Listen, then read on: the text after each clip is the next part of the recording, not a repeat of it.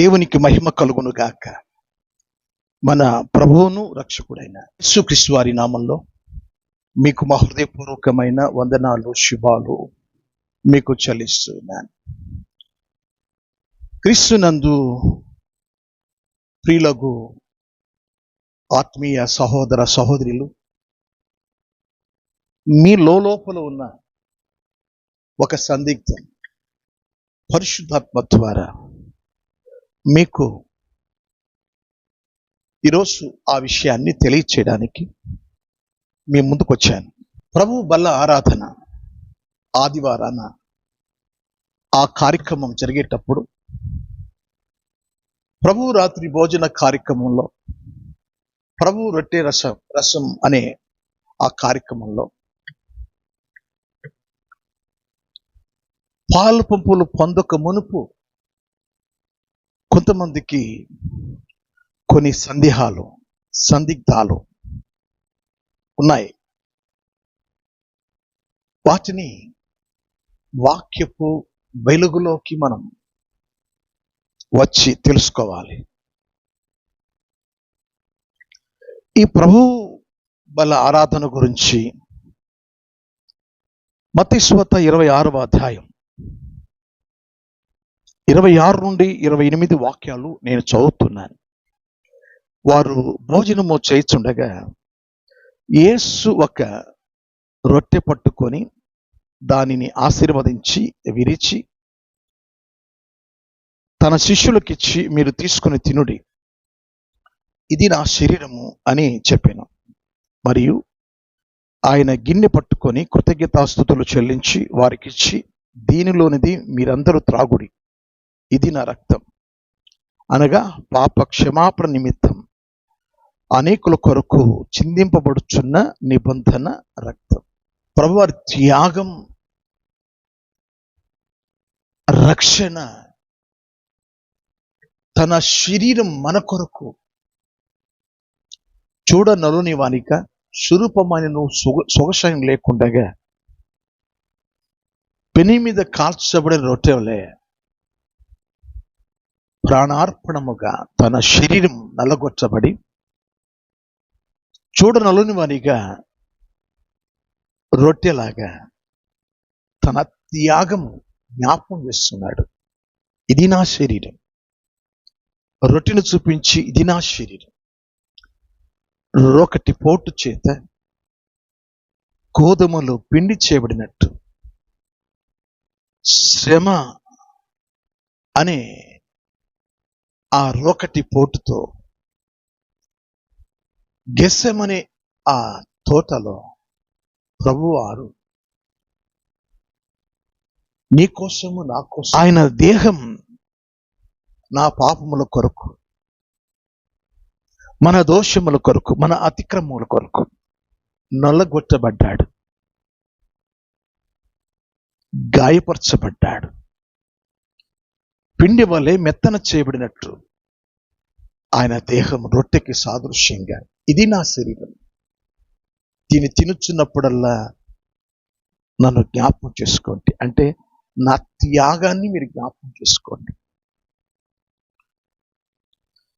గిన్నెను పట్టుకొని దీనిలోనిది మీరందరూ త్రాగండి, అనేకుల కొరకు చిందింపబడుచున్న, ఇంకా ఆయన చనిపోలేదు కనుక అనేకుల కొరకు చిందింపబడుచున్న నిబంధన రక్తం, పాప క్షమాపణ నిమిత్తం.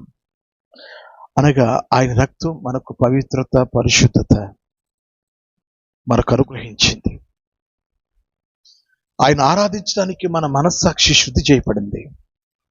ఆయన పరిశుద్ధ స్థలములో చేతులెత్తి ప్రార్థన చేయడానికి మన పాపము నుండి మనల్ని పవిత్రపరిచిన ఆ రక్తం. లూకా సువార్తలో కూడా 22వ అధ్యాయం 19-20 వాక్యాల్లో కూడా ఉంది. కానీ పౌలు గారు ఈ ప్రభు బల్ల ఆరాధన కార్యక్రమంలో చాలా ఖచ్చితంగా ఆయన మాట్లాడడం జరిగింది. మనం కొరింథీయులకు రాసిన మొదటి పత్రిక 11వ అధ్యాయం 23 నుండి 30 వచనాలు మనం చదువుకుంటే ఆ ప్రభు బలంలోని విషయాలన్నీ అక్కడ ఉంటాయి. మచ్చుకి కొన్ని విషయాలు ప్రభు బలలో పాలు పంపులు పొందక మునుపు చెప్పబడిన కొన్ని హెచ్చరికలు మీకు చదివి వినిపిస్తాను. కొరింథీయులకు రాసిన మొదటి పత్రిక 11వ అధ్యాయం 28వ వాక్యంలో, కాబట్టి ప్రతి మనుష్యుడు తన్ను తాను పరీక్షించుకొనవలెను, అలాగు చేసి ఆ రొట్టెని తిని ఆ పాత్రలోనిది త్రాగవలెను. ప్రతి మనుష్యుడు అంటే రక్షణ పొందిన విశ్వాసి పరీక్షించుకొని ప్రభు రొట్టెలో రక్తంలో పాలు పంపులు పొందాలి, పరీక్షించుకోవాలి. అంటే మనకు ఆ విషయం ఎలా తెలుసుద్ది? స్కిప్ చేయకుండా చివరి వరకు మీరు వింటే కొన్ని విషయాలు మీకు చెప్పాలి. కొరింథీయులకు రాసిన మొదటి పత్రిక 11వ అధ్యాయం 27వ వాక్యంలో, కాబట్టి ఎవడు అయోగ్యంగా ప్రభు యొక్క రొట్టెను తినునో లేక ఆయన పాత్రలోనిది త్రాగునో వాడు ప్రభు యొక్క శరీరమును గూర్చి రక్తమును గూర్చి అపరాధియగును. కొంతమందికి చెప్పే వారు ఒకవేళ ఉన్నప్పటికీ కొంతమందికి ఆ ఆలోచన లేకుండగా అయోగ్యంగా వివేచన లేకుండా ప్రభు పరిశుద్ధుడే, ఆయన శరీరం ఆయన రక్తం జ్ఞాపకార్థంగా వీటిని పుచ్చుకోమని తినమని చెప్పాడే, వాటిని ముట్టుకునే ముందు మనం అయోగ్యంగా ఉండకూడదు కదా. అలా ప్రశ్న వేసుకోవాలి మనం. లేకపోతే ఆయన శరీరం అనబడే రొట్టె గురించి, ఆయన రక్తము అనబడే రసమును గురించి మనము అపరాధిగా తీర్పు తీర్చబడతాం. ఏది వివేచింపక అయోగ్యంగా ముట్టుకుంటే. తర్వాత మరొక హెచ్చరిక, కొరింథీయులకు రాసిన మొదటి పత్రిక 11వ అధ్యాయం 29-30 వాక్యాలు.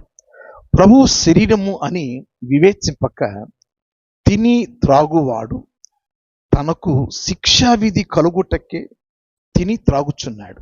ఇందువలననే మీలో అనేకులు బలహీనులు, ఒకటి.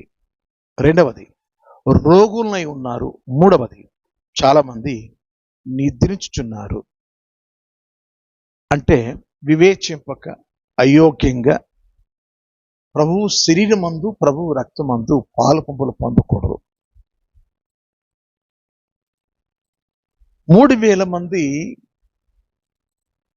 పేతురు గారి యొక్క మొట్టమొదటి ప్రసంగం చేసినప్పుడు బాప్తిసం తీసుకున్నారు. 3000 మంది బాప్తిసం తీసుకుని సంఘములో చేర్చబడ్డారు. వారు అపోస్తుల బోధ యందు, సహవాసమందు, రొట్టె విరుచుట యందును, ప్రార్థన చేయట యందును ఎడతెగక వారు కొనసాగాలని ఆది అపోస్తులు చెప్పారు. ప్రియులారా, ఈ ప్రభు వల్ల ప్రతి ఆదివారమున తీసుకునే వాళ్ళు ఉన్నారు. మరికొంతమంది నెలకొకసారి తీసుకునే వాళ్ళు ఉన్నారు. నెలకొకసారి తీసుకునేవారు దానికి ముందు 3 రోజులు సిద్ధపడతారు. వారం ఆదివారమున ప్రభు బలలో పాలు పంపులు పొందేవారు దాని ముందు రోజు సిద్ధపడతారు. నేను నిన్నటి కాలంలో ఒక దైవజనుడు పెద్దగా కేక వేసుకుంటూ, అవసరమైతే నా ఫోన్ నంబర్ తీసుకోండి అని ఆయన ఫోన్ నంబర్ కూడా ఇచ్చారు. ఆయన ఏం చెప్తున్నారంటే, ఖచ్చితంగా ప్రభు బలలో పాలు పంపులు పొందేవారు 3 రోజులు పురుషులు స్త్రీలకు దూరంగా ఉండాలి. పురుషులు ఖచ్చితంగా 3 రోజులు దూరంగా ఉండాలి. మీకేమైనా సందేహం ఉంటే నేను ఫోన్ నంబర్ ఇస్తున్నాను, నాతో మీరు మాట్లాడండి. క్రీస్తునందు ప్రియమైన దేవుని పిల్లలారా, ఇప్పుడు మీకు 3 రోజులు మరి భార్యాభర్తలు బంధం పవిత్ర బంధం కదా. దేవుడు కలిపిన ఆ బంధం ఏంటి? పాస్టర్లు ఇలా చెప్తున్నారు, దూరంగా ఉండాలంటున్నారు. 3 రోజులు స్త్రీ పురుషులు దూరంగా, అంటే భార్యాభర్త దూరంగా ఉండాలంటున్నారు. ఇది ఏ లేఖనానుసారం అన్న సందిగ్ధం మీకు వచ్చి తీరుంటుంది ప్రియులారా, ఖచ్చితంగా ఉంటుంది. నేను మీకు ఒక విషయం చెప్పాలని ఆశపడుతున్నాను. ఏంటంటే, ఆయన శరీరానికి సాదృశ్యంగా రొట్టెను జ్ఞాపకం చేసుకోమన్నాడు.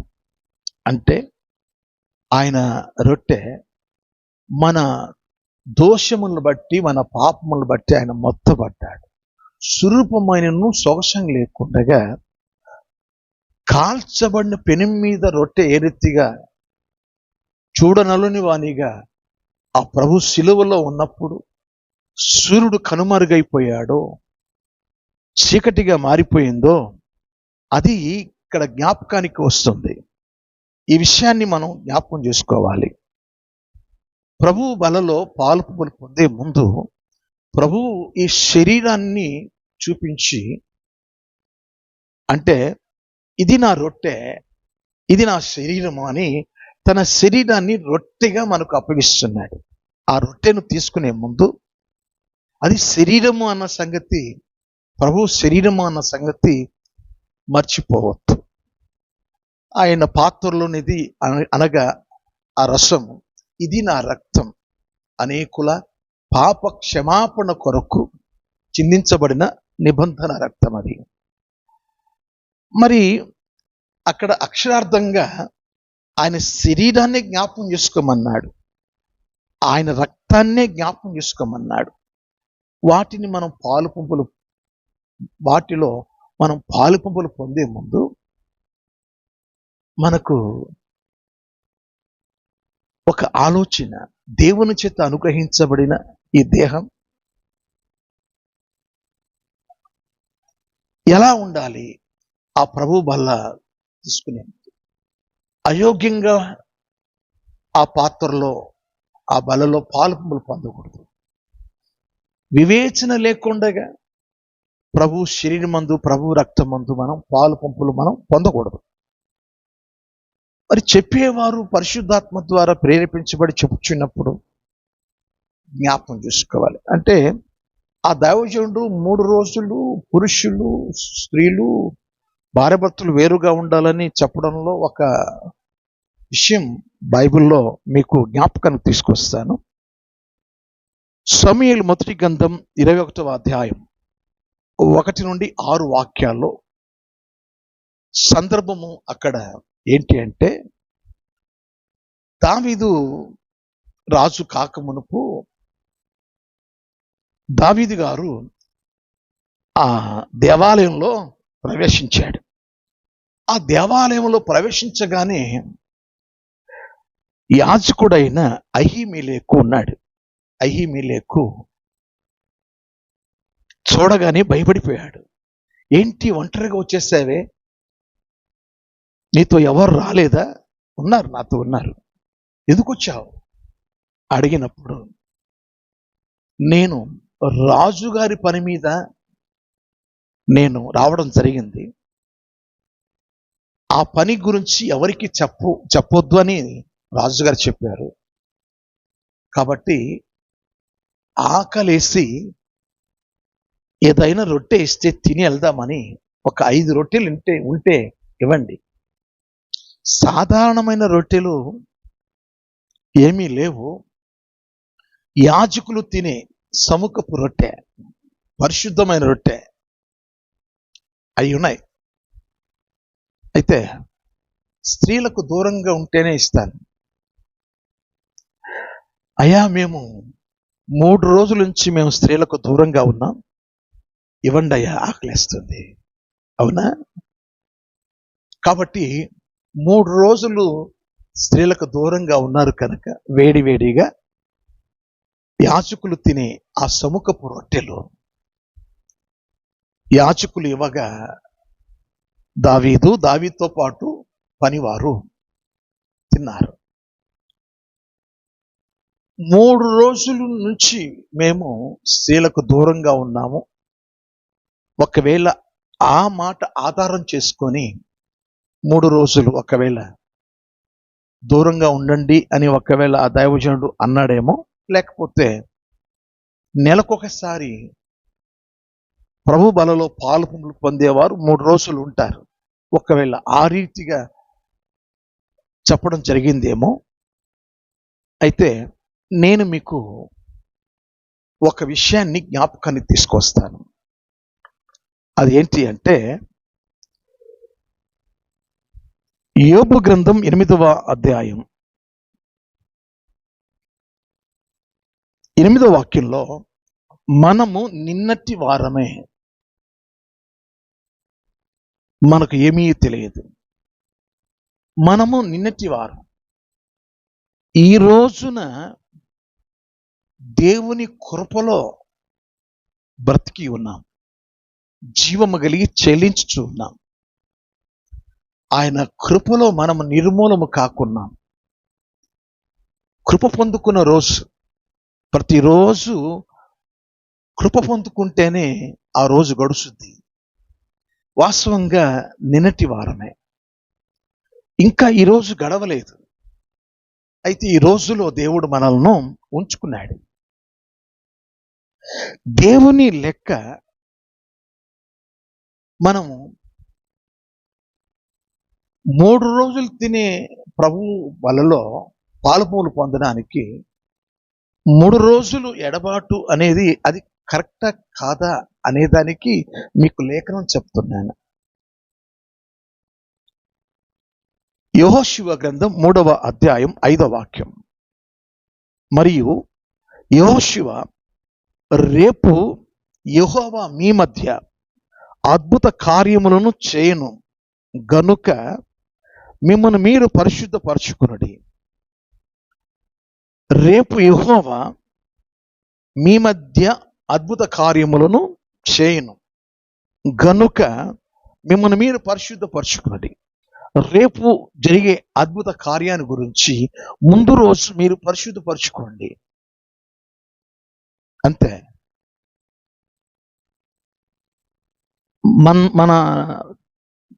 మన గురించి దేవునికి ఒకరోజు లెక్క, ఈ రోజుకి ఆ రోజే. అంతే. 3 రోజుల నుంచి అనే లెక్క కాకుండా రేపటి కార్యం కోసం ఈరోజు సిద్ధపడితే చాలు. రేపటి కార్యం కోసం ఈరోజు సిద్ధపడాలి. రేపు అద్భుత కార్యములు దేవుడు మీకు జరిగిస్తాడు. ఈరోజు సిద్ధపడండి. వాస్తవంగా మనం నిన్నటి వారమే, ఈరోజు సజీవులలో ఉన్నామంటే దేవుని మహాకృప. మరొక వాక్యం చూపిస్తాను. 84వ కీర్తన 10వ వాక్యం. నీ ఆవరణములో ఒక్క దినము గడుపుట 1000 దినముల కంటే శ్రేష్టం. ఒక్క దినం దేవుని లెక్కలో మనము ఒక దినము గడిపితే చాలు, 1000 దినాల కంటే శ్రేష్టం. ప్రియులారా, పరిశుద్ధపరచుకోవడానికి అంటే రేపటి ప్రభు బలలో పాలుపోను పొందడానికి ఈరోజు పరిశుద్ధపరచుకుంటే చాలు. లేఖనం చెప్తుంది. లేఖనానుసారంగా మీకు నేను చెప్తున్నాను ప్రియులారా. చాలా మంది మార్పు లేని భర్తలు ఉంటారు, మార్పు లేని భార్యలు ఉంటారు. వారి మధ్య ఖచ్చితంగా 3 రోజులు ఉండాల్సింది అంటే కొంచెం ఇబ్బందికరమైన విషయం. ముందు రోజు మీరు పరిశుద్ధంగా ఉండండి అని యెహోషువ గ్రంథంలో రాయబడిన మాట ప్రకారంగా రేపు దేవుడు అద్భుత కార్యములు జరిగిస్తాడు కనుక ఈరోజే మీరు పరిశుద్ధపరచుకోండి. ఇంకో మాట చూపిస్తాను. మత్తయి సువార్త 6వ అధ్యాయం 34వ వాక్యం. రేపటిని గూర్చి చింతింపకుడి, రేపటి దినము దాని సంగతులను గూర్చి చింతించును. ఏనాటి కీడు ఆ నాటికి చాలును. ఏనాటి కీడు ఆ నాటికి చాలును. క్రీస్తునందు నా ప్రియ దేవుని పిల్లలారా, ఏనాటి కీడు ఆనాటికి చాలు. ఈరోజు దేవుడు ఒక సత్యమును చెప్తున్నాడు. ఆదివారపు ఆరాధనలో ఒకవేళ నెలకొకసారి అయినా, వారానికి ఒకసారి అయినా, దాని ముందు రోజు మీరు పరిశుద్ధంగా ఉంటే చాలు. ఎందుకంటే రేపు యెహోవా మీ మధ్య అద్భుత కార్యములు జరిగించును గనుక ఈరోజు మీరు పరిశుద్ధపరచుకోండి. నేడు మిమ్మల్ని మీరు పరిశుద్ధపరచుకోండి. కనుక ఇది భార్య భర్తల మధ్య సరైన అవగాహన, ఆత్మీయ అవగాహన మీరు సరిచేసుకుంటారని నేను ఆశపడుతూ, భారం కలిగి ఈ మాటలు మీకు చెప్పడం జరుగుతుంది. అయోగ్యంగా మాత్రం మీరు ప్రభు బలలో పాలు పంపులు పొందొద్దు.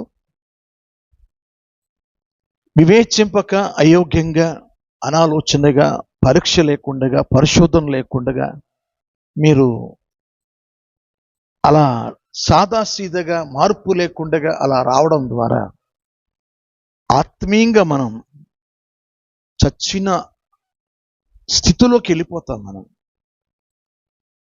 అప్పుడు మనకు దేవుని విషయాలు మనకు ఏమీ తెలియవు.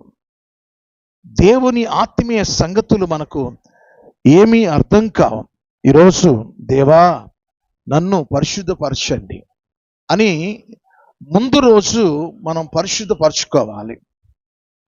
రేపు ప్రభు బలలో పాలు పొందడానికి దాని ముందు రోజు మనం సిద్ధపరచుకొని ప్రభు బలలో మనం ఆయత్తపడాలి. ప్రభు శరీరాన్ని గురించి, ప్రభు రక్తమును గురించి మనము పరిశోధన చేసుకుందాం, పరిశీలించుకుందాం, పవిత్రంగా ఆయత్తపడదాం. దేవుని సన్నిధిలో మనం సిద్ధపాటు కలిగి వాక్యానుకూలంగాను పవిత్రంగా పరిశుద్ధంగా ముందు రోజే మనం సిద్ధపడదాం ప్రియులారా. కాబట్టి ముందు రోజు, ఈరోజు సిద్ధపాటు కలిగి పవిత్రంగా ఉండి రేపటి ఆరాధనలో పాలుపొంపులు పొందడానికి, ప్రభు శరీరమందు ప్రభు రక్తంలో పాలుపొంపులు పొందడానికి మీరు అర్హులు అవుతారు. కనుక ఈ విషయాలు మీరు మనసులో పెట్టుకొని ప్రభు శరీరమందు ప్రభు రక్తమందు పరిశుద్ధంగా పవిత్రంగా పాలుపొంపులు పొందాల్సిందిగా మీకు ప్రభు పక్షంగా మనవి చేసుకుంటూ ఈ నా మాటలు విరమిస్తున్నాను. ఎవరైనా ఇంకా సబ్స్క్రైబ్ చేయకపోతే సబ్స్క్రైబ్ చేయండి, ఛానల్కి లైక్ చేయండి, అనేకులకి ఈ విషయాలను షేర్ చేయండి. ఒకరికొకరు ఈ యొక్క విషయాలను తెలుసుకోండి. అతి కృప దేవుడు మీకు అనుగ్రహించి ఆశీర్వదించును గాక. మీ అందరికీ వందనాలు. May God bless you. Thank you.